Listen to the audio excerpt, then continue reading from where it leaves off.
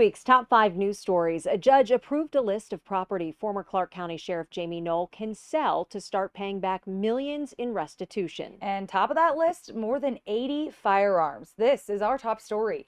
In court Tuesday, a judge ordered that Knoll's 82 guns, new tools, some of the diamond necklaces, and some of the Rolexes can all be auctioned off.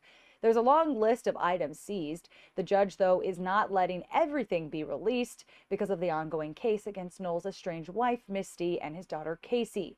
They both face charges of theft and tax evasion.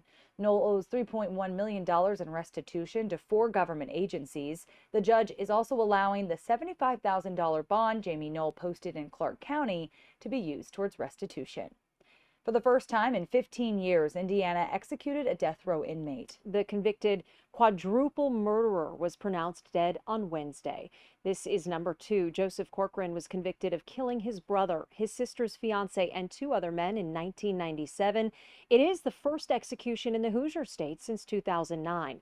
His attorneys released a statement detailing Corcoran's battle with mental illness and said the safeguards of the Constitution to protect the vulnerable were ignored.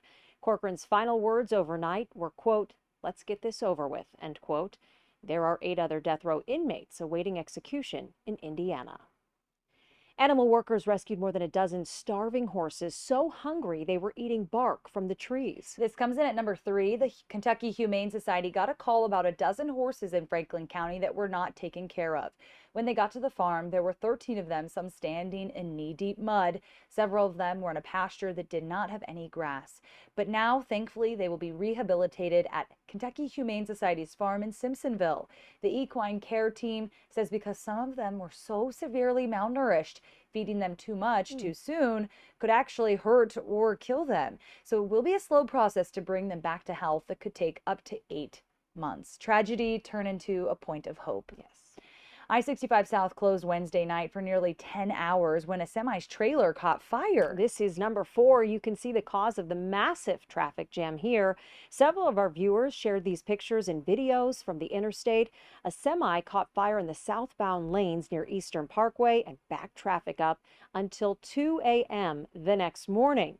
Firefighters tell us no one was hurt in the fire and no hazardous materials were involved.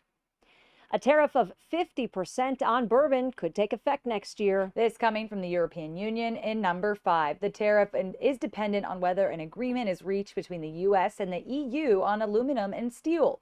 95% of the world's bourbon is made right here in the Commonwealth. In 2018, the EU put a 25% tariff on American whiskeys. The tariff was designed to put pressure on D.C. politicians to drop the U.S.'s tariff on some imported steel and aluminum. Those tariffs have since been suspended. However, the EU tariff is set to possibly come back at a time when the bourbon industry is sitting on more product than ever. So the Kentucky Distillers Association is hoping this doesn't happen and says the bourbon industry is worth $9 billion and supports 21,000 jobs. Bourbon industry here in Kentucky also pays $400 million in local taxes, so the implications could be massive. That's your top 5 recap. Be sure to join us each weekday on WDRB+.